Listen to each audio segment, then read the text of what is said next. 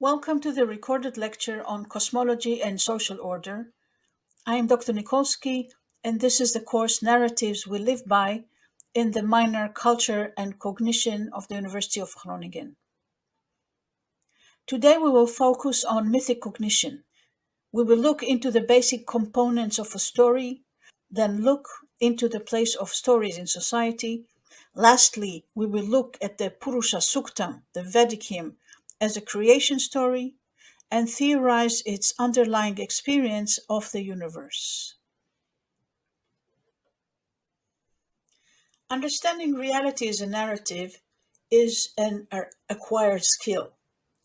Neither sensory input, the impact of the external world on our senses, nor the introspection, the data entering the brain from the body about the condition of the body, tell a story.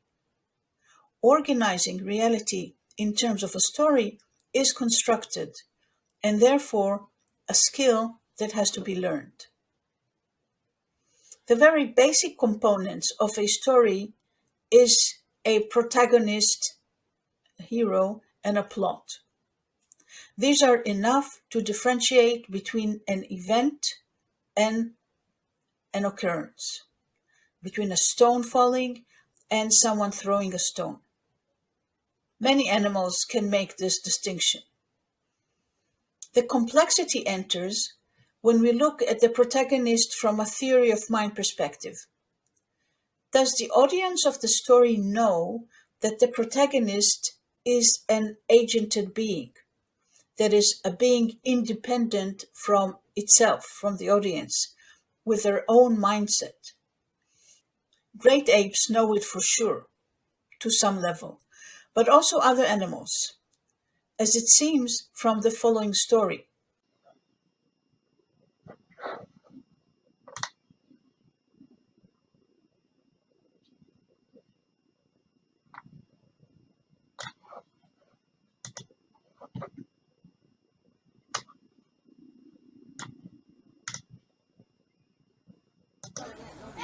他这样自己摇来摇去就可以了啊。他没办法自己摇啊。不要从那边。他害死他。对啊。要想办法帮他推。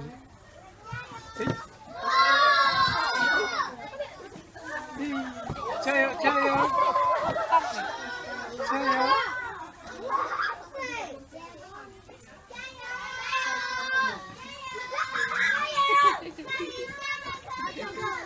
再推一下。耶！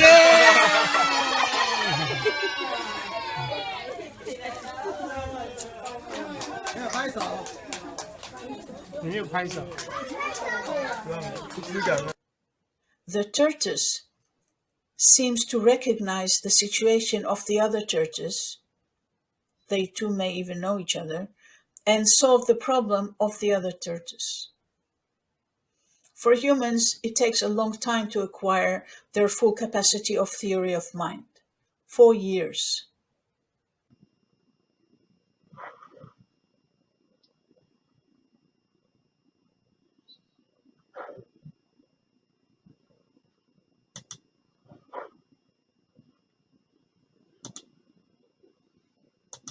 And that ability to understand that other people can have beliefs that are false and that differ from reality and differ from your own seem to develop at around 4 years of age, or at least the explicit understanding of that seems to develop at around age 4. So recently people have started to look at the neural basis of theory of mind. And for this they've used a whole wide range of stimuli. They've scanned people in brain scanners like MRI scanners, and I'll come back to MRI scans later, doing various different theory of mind tasks. And I'm just going to show you one. So if you look at the triangles, which are just about to start moving, you'll see that not only do you attribute mental states to other people, but also to two-dimensional shapes on a computer screen.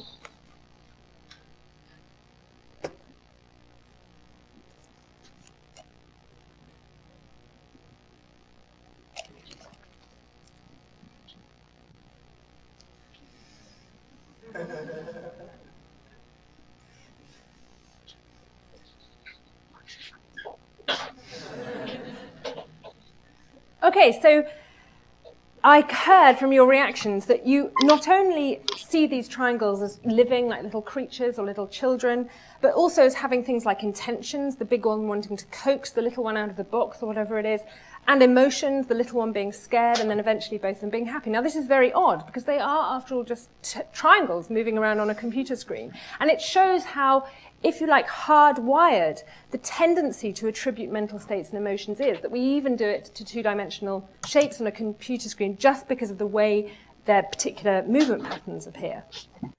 So the example here nicely shows how we ascribe agency to almost anything. Yeah? We personify almost anything. With regard to the plot, the elementary pattern is the understanding of a sequence of events as connected to each other. That is, they don't just accidentally happen one after the other, but that one is the reason for the next one to happen. And not only that, but that the connection has to do with someone's intention. There is an agent and being behind these events, as is typical for events. The person behind the sequence may be human or a personification of another entity. While other animals construct stories based on sensory input, humans also invent them, create them. They reenact stories based on their imagination, on their memory, without the incentive of sensory input. This is typical for human cognition. Once they become aware of the process of storying, they conceptualize it and can then intentionally initiate the process of storying. There are a few scholarly fields that study stories. One of them is narratology. In these, a plot is not simply an intentional sequence of events, but it has a structure, a beginning, which is a stable situation. Then there's a problem. The protagonist encounters a problem, a break in the stable situation. Following this recognition, the protagonist sets out to solve the problem. And then the plot ends with the protagonist succeeding to solve the problem or not. There are more details to this schema, such as helpers, tools, antagonists, etc. But we will not go into this here, because what I want to point out is that the structure of a problem, recognition of the problem and solving it, this structure is a construct, a cultural act, superimposing a pattern on reality. This schema is something that we are socialized into, and it becomes our nature, the way our brain perceives reality. We make up the story ourselves. It is not there in the reality, as we saw in the example of the triangles on the screen. Another nice example is the famous 6-word story, attributed wrongly, as it seems, to the American author Ernest Hemingway. You can Google up the 6-word story to learn more about it. There are only 6 words here, but in our minds, we are making up what we conceive of as missing and create a story out of these words. This has become a trend, and there is a site in which people can post their 6-word stories. Some of them are quite nice and touching.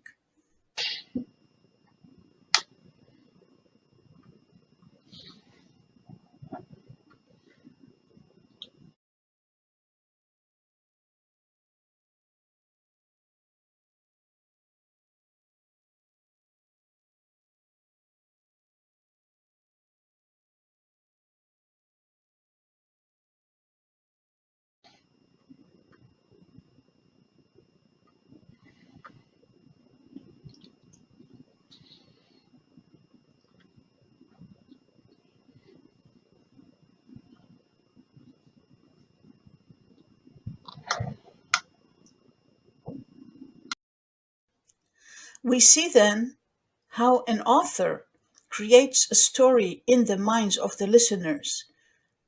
And this is a good place to move from looking at the artifact story to looking into the place or the role of stories in society.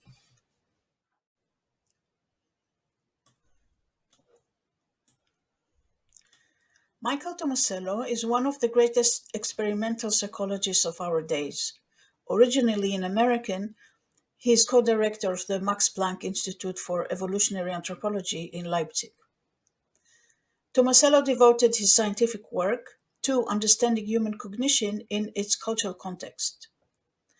His conviction is that since humans are a relatively weak animal compared to many others in their environment in Africa and in other places, they are able to persist only because they collaborate so well. A unit which supplies sustenance, protection, and a place for the young to reach maturity as well as for adults to multiply. Other animals live in groups too, but humans are certainly very good at collaborating. Here is Tomasello telling about some of his experiments about human cooperation.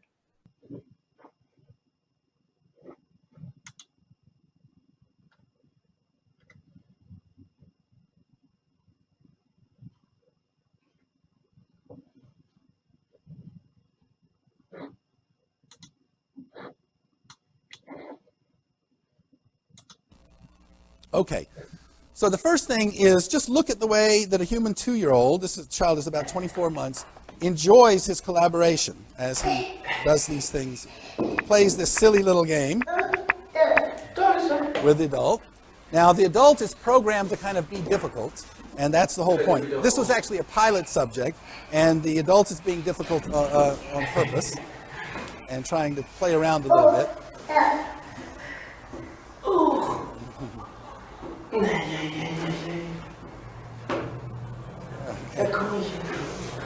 And you're going to see that, and he puts it in his hand, right? He doesn't put it on the trampoline, but he puts it in his hand so he can play his role.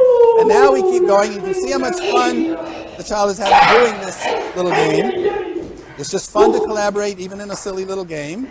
And then you'll see how much he wants his partner to participate when he doesn't. Okay, and all right. So we're seeing here a high motivation. Now, this is Annette. This is a human-raised chimpanzee. Her mother did not take care of her when she was young, and so humans raised her. She's been human-raised, and I should say that both the child and the chimp saw 2 adult humans doing it one time. They saw him playing, and then one of the adults withdrew and said, "It's your turn." And so here is Annette's idea of playing this game.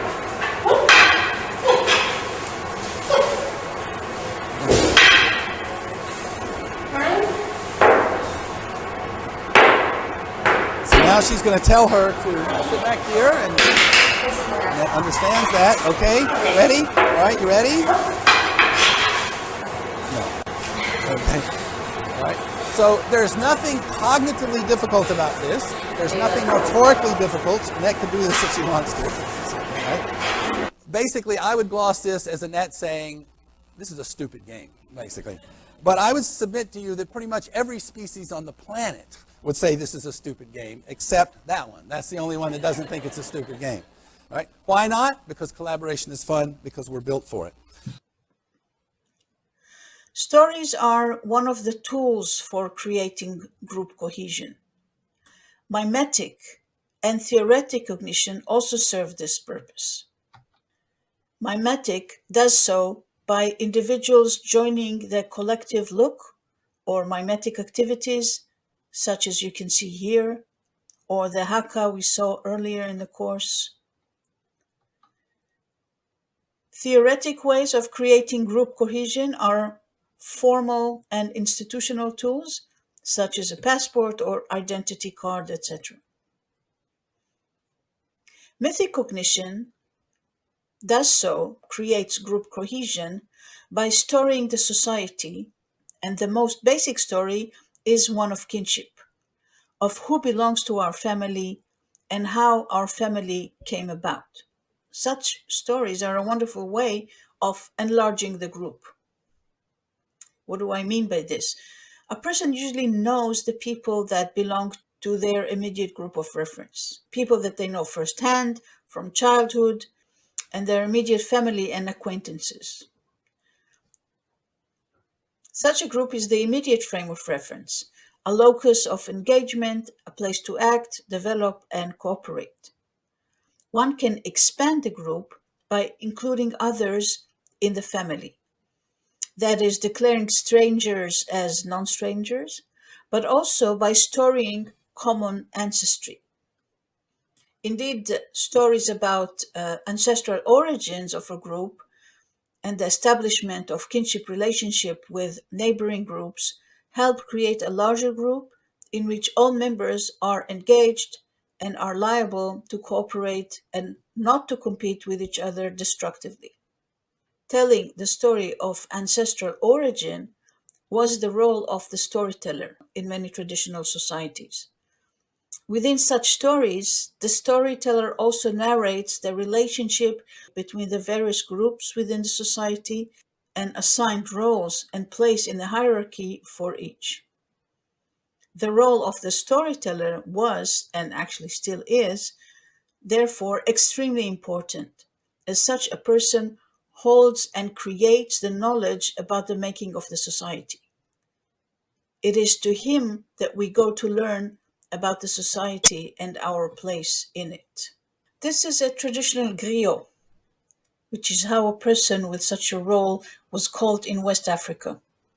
Here is what he tells about his role in the society.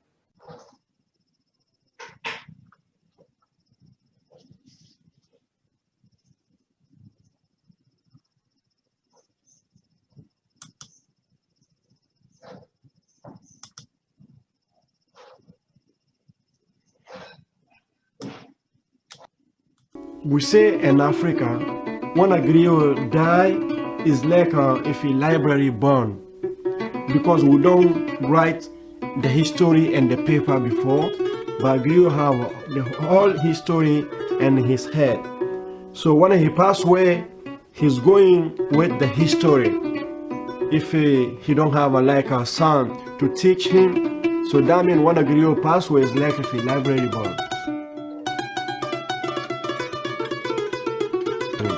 To be griot, you have to be born griot. Yeah, so this instrument is called kora. It's the instrument for the griot people in West Africa and for the Mandingo Empire. So it's like Guinea, Mali, Senegal, Casamance, Guinea-Bissau, Ivory Coast, Sierra Leone, Liberia, Gambia, Senegal. All that used to be the same community. It's called Mandingo.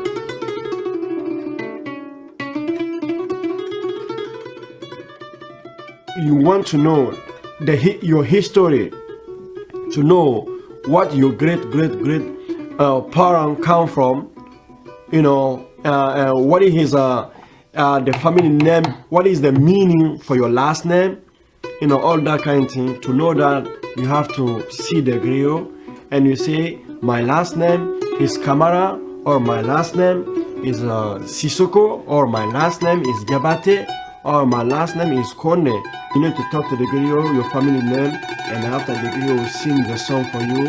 The song your great-grandparent pay the griot to compose for his own family. Because usually when you have a possibility to pay the griot, you pay griot and the griot compose the song for you, and that song, that music will stay forever. The name cannot change, because the name will stay in your family name. Even if you pass away, your great-grandson will come, he'll hear your name and he'll know the history, and he need to know where he come from, what is the history.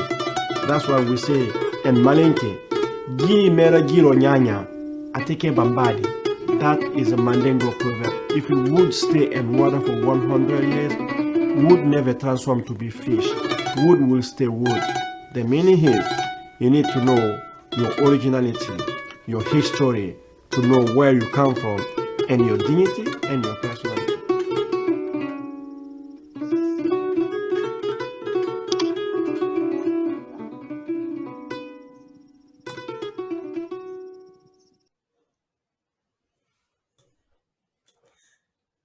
What the griot tells is that a person can come to the griot, pay him some money, and receive a song about his deeds.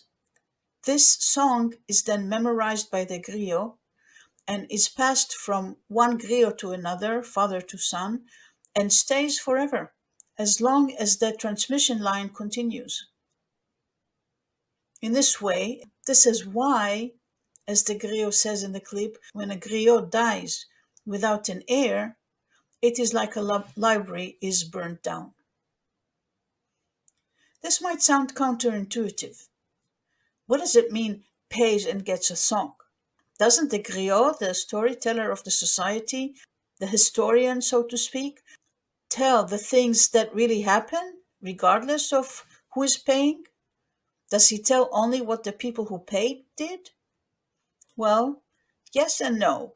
The griot creates a song for the ones that pay. In this way, the people with means are indeed those whose stories are being told. But this also helps sustain the important and necessary position of the griot. A griot cannot invest effort in composing and memorizing songs in his free time. As a person with an important social role, he should be paid for his work. But then the griot, as a member of the society, who is positioned between all those who have the power and who is attentive to social moods, is also an artist. And therefore, he is skilled at his art, namely composing the songs. He has the skill and the ability, artistic freedom, if you want to call it this way, to manage the song in such a way that many messages can be conveyed in it, explicitly or implicitly, or half and half. So he can direct the information subtly to where he wants it to go. This is typical for the teller of social stories.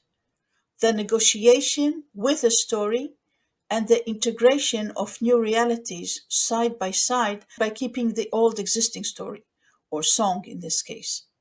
A change of word, of sound, of intonation can create a new reality, a new understanding of the old song. A second point that might sound counterintuitive to us is the issue of memorizing the song. This is not a song of 10 lines. These are songs that can last for hours. How can such a long song be memorized? Well, we are talking about pre-writing society. Memorizing was the way to keep information. The brain can memorize much more than we tend to do in our culture, as we don't really need memorizing so much. But some cultures still appreciate and still have a memorizing function, such as Islam, which has a hafidhan, a person who can recite the whole Quran by heart. The word hafidhan means guardian. The hafidhan guards the social knowledge. This type of memorizing, the recitation of a text, is a kind that developed after the invention of writing, when there was already a stable text that had to be memorized. Memorizing in such cases has to be accurate, cannot be negotiated. But memorizing in pre-writing society was not so strict. It was similar to what we call today knowledge, as they had the possibility to negotiate the memory with the reality every time the story was told. Each time it was ever so slightly different, adapting it to the new circumstances. And here is the great advantage of oral societies. They could upgrade their cultural canon. Oral traditions have the advantage of being stable and flexible at the same time, and it all depends on the talent of the griot. There's a difference between the various types of narratives then. The most institutional ones had to be memorized in a more precise manner, and much effort was put into ensuring accurate recitation. This is the case with the Rig Veda. at least as far as we currently know about it. The Hindu scripture in which we find this week's story, the Purusha Suktam. The Rig Veda is the most ancient part of Hindu scripture, roughly from 1500 BCE. Rig Veda means something like the knowledge of praise, and it is a collection of hymns which are a necessary part of the Hindu rite. These hymns were learned and memorized by the priests of the Hindu society, who then used them in their religious ceremonies. Here are priests reciting the Purusha Suktam.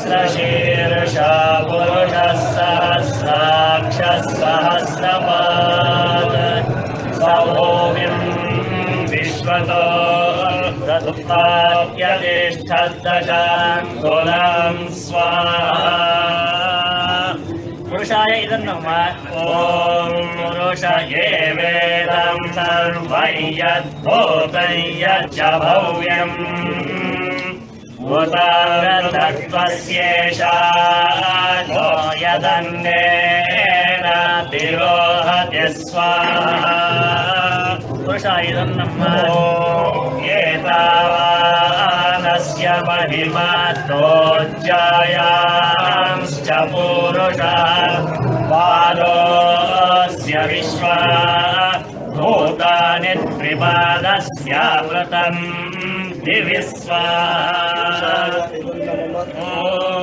कृपादो भवदै पुरुषः पादो. In the Vedic period, the sacrifice was the major public ceremony, and it was symbolic, a model enactment of the existence of the universe. Each aspect of the ritual refers to an aspect of the universe. This is also stated in the hymn to the Purusha, in the Purusha Suktam. The hymn describes the cosmic sacrifice. There are implied stories in the hymns of the Rig Veda, and sometimes less implied, as in the case of the hymn to Purusha. This hymn spells out the creation of the universe. The word Purusha means and is the name of a cosmic male person, a man of gigantic proportions beyond perception. He is the whole universe, and he is also beyond the universe. Here is the hymn of Purusha Sukta, translated to English by Wendy Doniger, a very famous scholar of Hindu culture, read by the MS Word function Speak.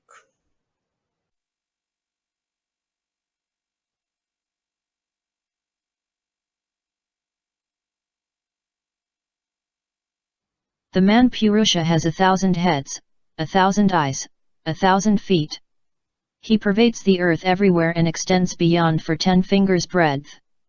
The man himself is all this, whatever has been and whatever is to be. He is the Lord of immortality and also Lord of that which grows on food. Such is his greatness, and the man is yet greater than this. All creatures make up a quarter of him, 3/4 are the immortals in heaven. With 3/4 the man has risen above, and 1/4 of him still remains here, whence he spread out everywhere, pervading that which eats and that which does not eat. From him Viraj was born, and from Viraj came the man, who having been born, ranged beyond the earth before and behind. When the gods spread the sacrifice, using the man as the offering, spring was the clarified butter, summer the fuel, autumn the oblation. They anointed the man, the sacrifice, born at the beginning, upon the sacred grass. With him the gods, sadhyas, and sages sacrificed. From that sacrifice in which everything was offered, the clarified butter was obtained, and they made it into those beasts who live in the air, in the forest, and in villages. From that sacrifice in which everything was offered, the verses and the chants were born, the meters were born, and the formulas were born. From it horses were born, and those other animals which have a double set of incisors, cows were born from it, and goats and sheep were born from it. When they divided the man, into how many parts did they disperse him? What became of his mouth, what of his arms, what were his 2 thighs and his 2 feet called? His mouth was the Brahman, his arms were made into the nobles, his 2 thighs were the populace, and from his feet the servants were born. The moon was born from his mind, the sun was born from his eye. From his mouth came Indra and Agni, and from his vital breath the wind Vayu was born. From his navel the atmosphere was born, from his head the heaven appeared. From his 2 feet came the earth, and the regions of the sky from his ear. Thus they fashioned the worlds. There were 7 enclosing fire sticks for him, and thrice 7 fire sticks when the gods, spreading the sacrifice, bound down the man as the sacrificial beast. With this sacrifice the gods sacrificed, these were the first dharma. And these powers reached the dome of heaven where dwell the ancient sadhyas and gods.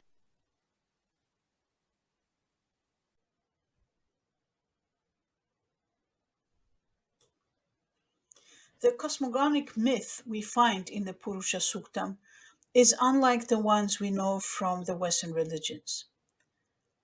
The Purusha Suktam is a complex text which needs a lot of study, and I will not go through all of it here. I want, however, to point to 3 major parts of the hymn.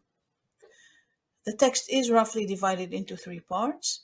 The first part tells about the size of the Purusha, which is inconceivable. He is as big as the world and also beyond it. He is all the times, whatever has been and whatever is to be. He is mortality and immortality. 1/4 of him still remains here, whence he spread out everywhere. I'm quoting. The second part of the hymn tells about the cosmic sacrifice, which is a model and example for all sacrifices which will be performed since this initial one. When the gods spread the sacrifice, the sadhyas, the divine entities who make sure that the rites and prayers are done properly, were watching over.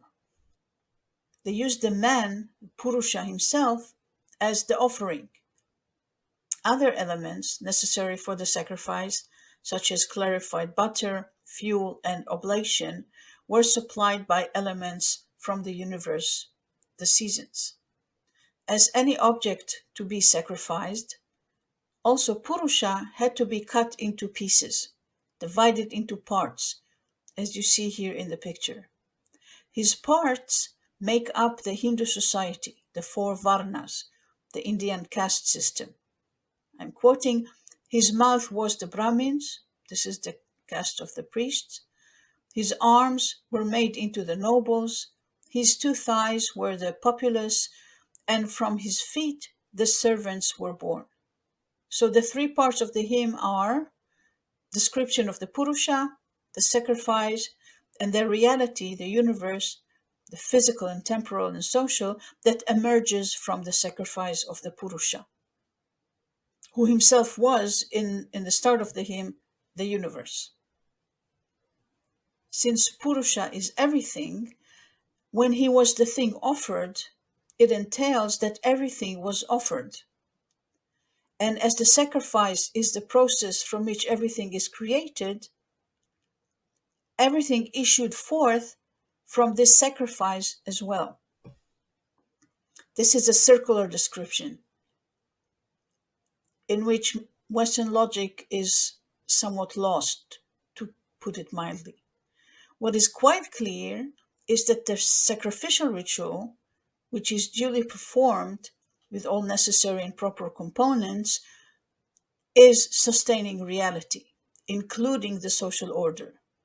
And it is clear how all sacrifices that followed this one and will follow this one in the future are modeled after this sacrifice and also sustain the universe. In the same manner, the status of the priestly caste, who are the ones that perform the ritual, get its due confirmation as well. What doesn't make sense is that something is being sacrificed to itself, and by this also creates itself.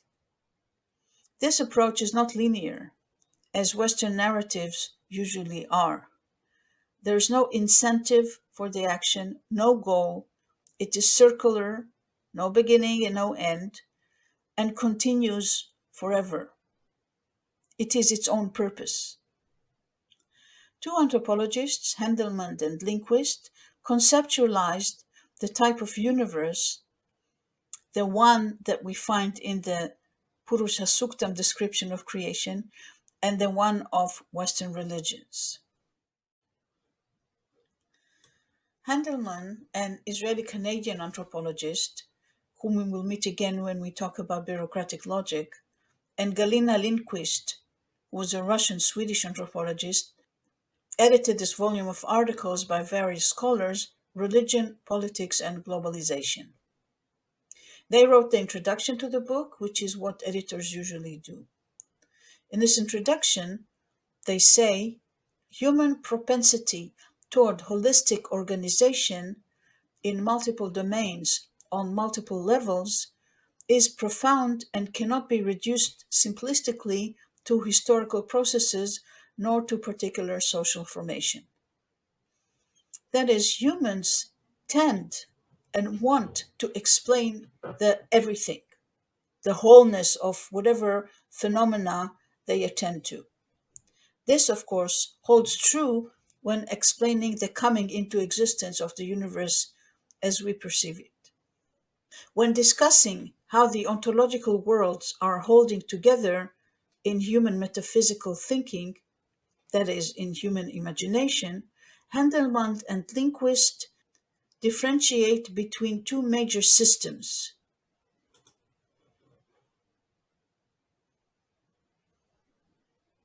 Self-sustained universe versus a universe sustained from its boundaries. What do they mean by this? Let us look at this concept, boundaries. There's a way of thinking that sees things as having a border around them. That is, a phenomena which we can define.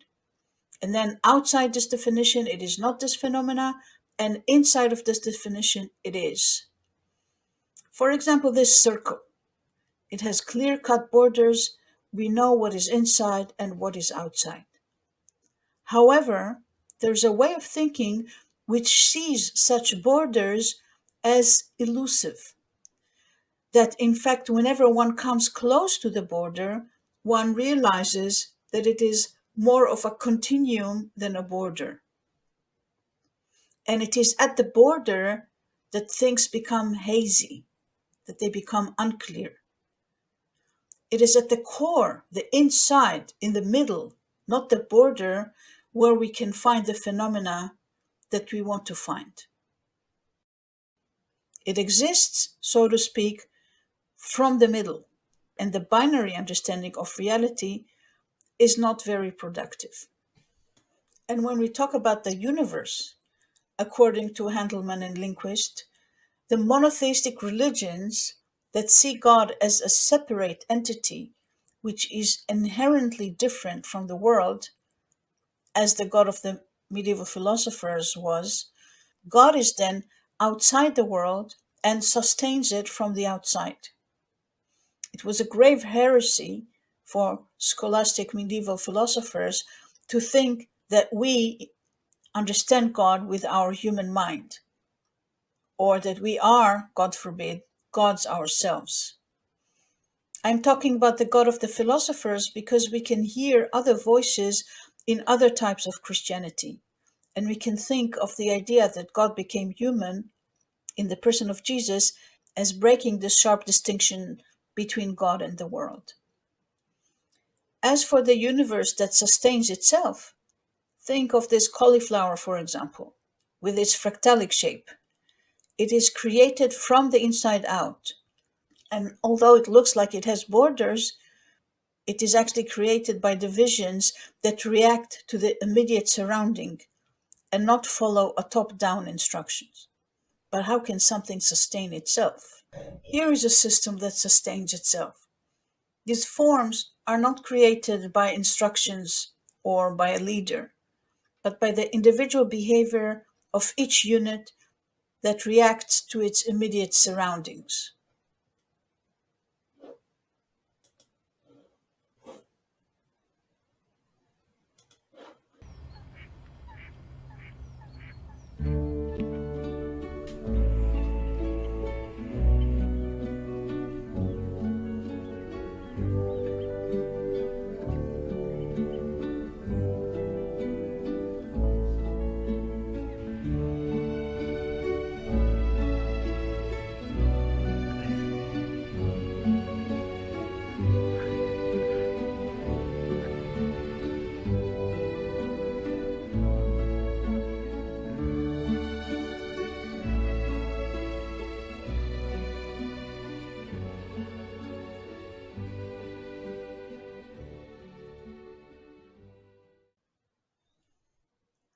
But also this, a central square in Addis Ababa, which is a chaotic crossroad that thousands of vehicles cross daily.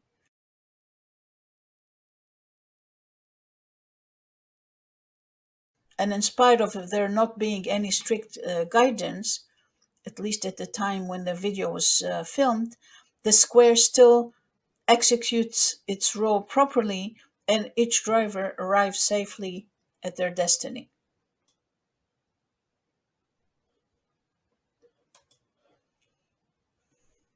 Handelman and Lindquist think that the monotheistic cultures ended up falling into the model of being held from the outside, while earlier cultures trusted more the self-sustainability of the universe. This difference, they say, also has an impact on how people experience their own agency. Do we feel agented to do what we want?